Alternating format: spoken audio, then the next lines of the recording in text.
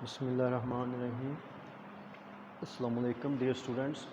हमारा ये लेक्चर है एफएससी फर्स्ट ईयर फ़िज़िक्स और चैप्टर नंबर है 3।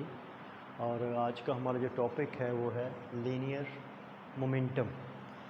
तो सबसे पहले हम इसको अगर डिफ़ाइन करें तो क्या कहेंगे, the product of mass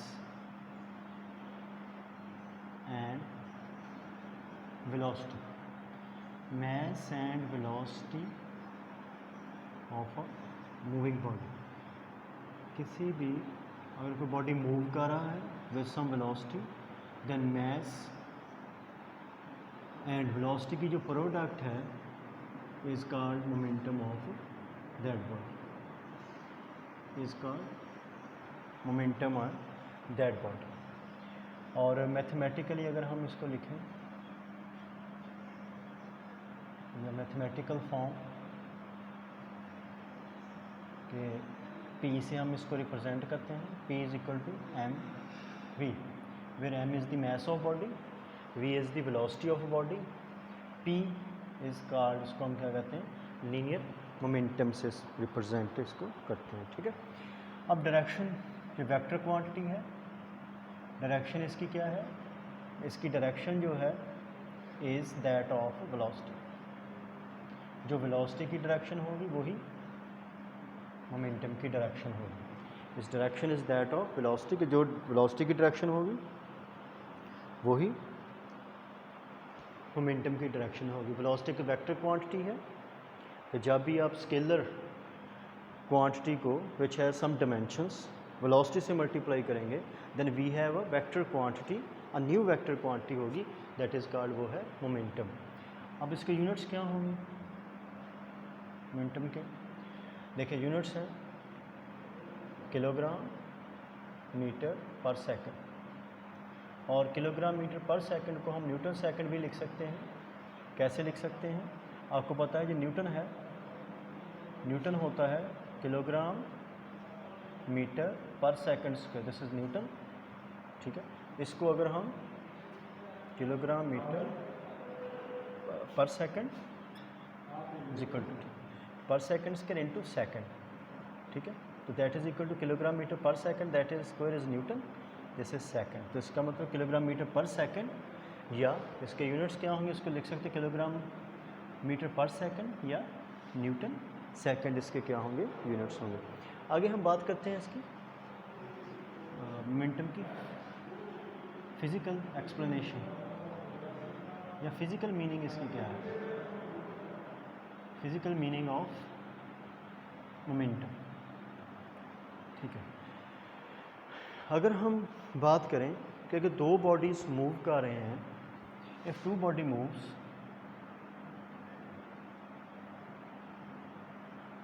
to bodies of same mess,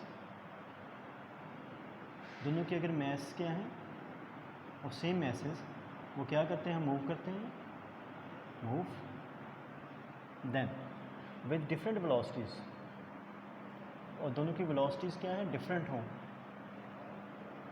then it is difficult to stop, then it is difficult to stop faster। तो फास्टर वन जो ज़्यादा तेज़ है उसको रोकना मुश्किल है। यानी इसका मतलब क्या होगा, दो बॉडीज़ हैं, दोनों सेम मैस के हैं, अगर दोनों में से एक फास्टर मूव कर रहा है, इसकी वेलोसिटी ज़्यादा है, तो जो फास्टर वन है उसको रोकना मुश्किल है, to stop faster one.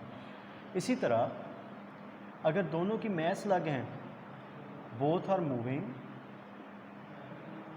both bodies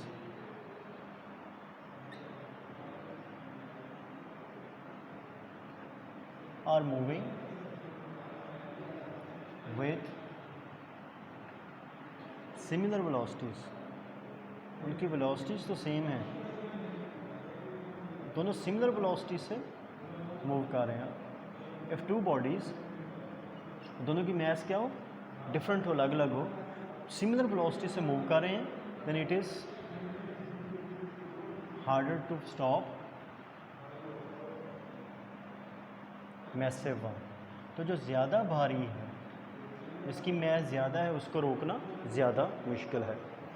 ठीक है, तो प्रोडक्ट है, तो इसलिए ये क्वांटिटी जो है मोमेंटम, इसमें हम दोनों चीज़ों को ही जो है वो कंसीडर करते हैं, that is mass and velocity. तो दोनों की प्रोडक्ट जो है वो क्या कहलाता है, मोमेंटम।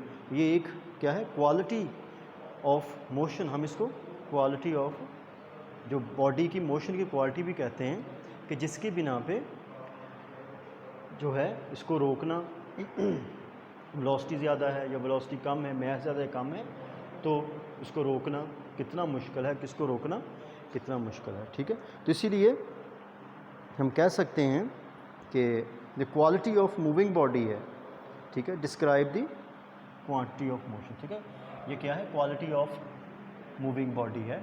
सिमिलरली इसका मतलब क्या है कि when a body tries to stop a moving body, जब एक बॉडी किसी मूविंग बॉडी को स्टॉप, मूविंग बॉडी को अगर रोकना चाहता है, ठीक है, tries to stop a moving body, then जो मूविंग बॉडी है exerts a force, moving body exerts a force on that body. तो जो बॉडी उसको रोकना चाहता है उस पर क्या लगाता है, एक फोर्स लगाता है। कि जब बॉडी मूव कर रहा हो, कोई बॉडी दूसरा बॉडी उसको रोकने की कोशिश करता है, मूविंग बॉडी उस पर क्या लगाता है, एक फोर्स लगाता है। इसीलिए अब जो फोर्स लगाता है, जो कि उसको रोकना चाहता है, उस पर वो क्या लगाता है, फोर्स लगाता है। अब वो फोर्स कितनी लगाता है, वो डिपेंड करता है मैस पे एंड वेलोसिटी पे। इसीलिए हम इसको क्वांटिटी ऑफ मोशन भी कहते हैं। Quantity of moving body which describes the quantity of motion, इसलिए हम इसको क्वांटिटी ऑफ मोशन भी कहते हैं। मोमेंटम को क्वांटिटी ऑफ मोशन भी कहते हैं। It is the quality of a moving body that describes the quantity of motion. तो मोमेंटम को हम न्यूटन ने इसको क्वांटिटी ऑफ मोशन कहा था कि अगर बॉडी ज़्यादा तेज़ मूव कर रहा है तो उसकी क्वांटिटी ऑफ मोशन ज़्यादा होगी, जिस फोर्स जो स्टॉपिंग बॉडी उस पर ज़्यादा फोर्स लगाएगा। सिमिलर अगर बॉडी की वेलोसिटी से अगर कंपेयर करके मैस की, अगर मैस ज़्यादा होगी तब भी वो ज़्यादा फोर्स लगाएगा, ज़्यादा फोर्स एक्सर्ट करेगा। इसका मतलब दोनों चीज़ें जो हैं, product of mass and velocity is called, इसको हम क्या कहते हैं, क्वांटिटी ऑफ मोशन। कि क्वांटिटी ऑफ मोशन जितनी ज़्यादा होगी उतनी ही उसको रोकना क्या होगा, मुश्किल होगा। इसको हम क्या कहते हैं, momentum. The quantity of motion is called momentum. आगे है बात करेंगे हम Newton second law in terms of momentum, इसी का हिस्सा है। तो अगर ये पेपर में आता है क्वेश्चन एज अ लॉन्ग के लिए, तो what is momentum and define Newton second law in terms of momentum.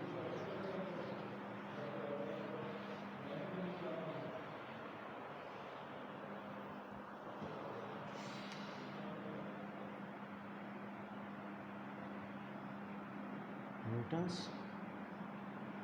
Second law in terms of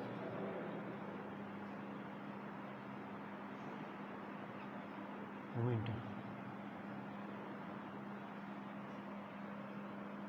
Newton second law in terms of momentum. Newton second law को हमने पढ़ा हुआ है, F equal to M में इन terms of mass and acceleration. ये बात करेंगे इन terms of momentum. तो कंसिडर करते हैं कि late a body of mass m, जिसकी mass क्या है,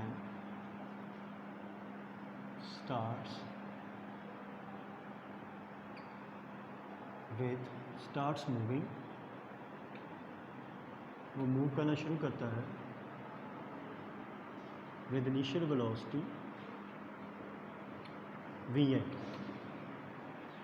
पे, ठीक है, मूव करना शुरू करता है। एन एक्सटर्नल फोर्स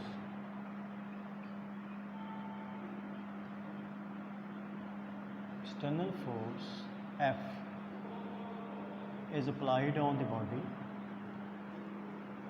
एक फोर्स एफ इस पर अमल करती है for the time T time के लिए, and its velocity becomes V F. तो इसकी वेलोसिटी वी आई से क्या हो जाती है, वी एफ हो जाती है। ज़ाहिर है जब एक्सटर्नल फोर्स लगेगी तो उसकी वेलोसिटी में क्या आएगा, चेंज, एक्सलेशन होगा बॉडी में, becomes V F, and it travels some distance D. Let's say ये कुछ डिस्प्लेसमेंट या डिस्टेंस डी जो है वो क्या करता है, कवर करता है, ठीक है। देन अगर ये देखें चेंज इन वेलोसिटी है तो एक्सलेशन होगा, तो एक्सलेशन इन दी बॉडी क्या होगा, A is equal to V F minus V A over T, ठीक है। ये होगा इसमें acceleration, A is equal to V F minus V A over T. According Newton second law हमने पढ़ा था F is equal to M A. अगर ये यहाँ से अगर ए हम लें, ए इज इक्वल टू क्या हो जाएगा, एफ ओवर एम। अगर हम मैग्नीट्यूड की बात करें, ए इज इक्वल टू क्या हो जाएगा, एफ ओवर एम। तो यहाँ एक ही जगह पुट कर देते हैं, A is equal to F over M is equal to V F minus V over T, F V F, अगर एक वेक्टर फॉर्म में भी लिखें इसको, ठीक है, ये ठीक है। अब एम इधर जाके मल्टीप्लाई हो जाएगा, टी हमारे पास क्या हो जाएगा, देखें F is equal to M V F minus M V I over क्या हो जाएगा, टी। अब एम वी एफ क्या है, final momentum, minus M V I क्या है, initial momentum of the body, over क्या है, टी। तो इसको क्या लिख सकते हैं, डेल्टा पी ओवर टी, क्योंकि ये चेंज इन मोमेंटम आ जाएगा। तो इसको क्या कह सकते हैं, दैट इज़ इस क्वेश्चन से कि F equals delta P over T, ठीक है, डेल्टा पी ओवर टी। तो हम क्या कह सकते हैं, it is called rate of change in momentum. तो फोर्स को हम क्या कह सकते हैं, that is equal to equals external force, ये क्या है, Newton's second law in terms of momentum. कि एक्सटर्नल फोर्स जो है that is equal to rate of change of momentum, ये Newton's second law in terms of momentum. अगर हम इसकी significance of Newton second law की सिग्निफिकेंस की बात करें, सिग्निफिकेंस कि Newton second law in terms of momentum की सिग्निफिकेंस की बात करें तो हम कहेंगे this law is more important for the bodies, this law, this type of law, ये जो है इज मोर जनरल, ये क्या है, मोर जनरल है फॉर द बॉडीज, उन बॉडीज के लिए whose acceleration changes या whose mass changes with acceleration, कि जिनके एक्सेलेरेशन के साथ उनकी मैस में क्या आती है, चेंज आती है। ये लॉ जो है, ये दिस फॉर्म ऑफ लॉ ज़्यादा इम्पॉर्टेंट है, ज़्यादा जनरल है और उन बॉडीज़ पे आसानी से अप्लाई हो सकता है और उन बॉडीज़ के लिए ज़्यादा कन्वीनियंट है। किन बॉडीज़ के लिए, जो जब मूव करती हैं, एक्सलेरेट करता है तो उनकी मैस में क्या आती है, चेंज आती है। वैसे कौन से बॉडीज़ हैं जब उनकी वेलोसिटी में इजाफा होता है तो उसकी मैस क्या हो जाती है, चेंज होती है। जैसे जैसे मैस चेंज होती है उनकी स्पीड में क्या होता है, इजाफा होता है। उनके लिए ये जो लॉ है ज़्यादा सिग्निफिकेंस है। क्यों? क्योंकि इसमें हम क्या बात करते हैं, rate of change of momentum की, कि जैसे जैसे बॉडी की मैस में चेंज आता है तो उसके मोमेंटम में चेंज आती है। तो मोमेंटम से चेंज से आप उसके एक्सेलेरेशन में जो चेंज आ रहा है उसको आप फाइंड आउट कर सकते हैं, या जो उस पर फोर्स अप्लाई हो रही है वो आप फाइंड आउट कर सकते हैं जब उसके मोमेंटम में क्या आ रही होती है, तब्दीली आ रही होती है।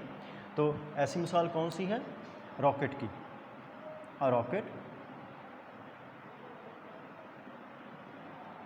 रॉकेट व्हेन एक्सलेरेट्स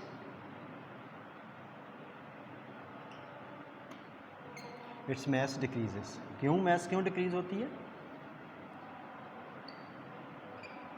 क्योंकि जब रॉकेट जो है हवा में मूव करता है, फिर टाइम के साथ साथ इसका फ्यूल बर्न होता जाता है, फ्यूल बर्न होता जाता है, मैस कम होती जाती है। जैसे जैसे मैस कम होती जाती है तो आपको पता है कि जो एक्सेलेरेशन प्रोड्यूस करना लाइटर बॉडीज़ में ज़्यादा आसान है, ज़्यादा एक्सेलेरेशन होगा लाइटर बॉडीज़ में, क्योंकि एक्सेलेरेशन जो है इनवर्सली प्रोपोर्शनल है किसके? मैस के। सो जैसे जैसे मैस कम होती है एक्सेलेरेशन क्या होता है? बढ़ता है।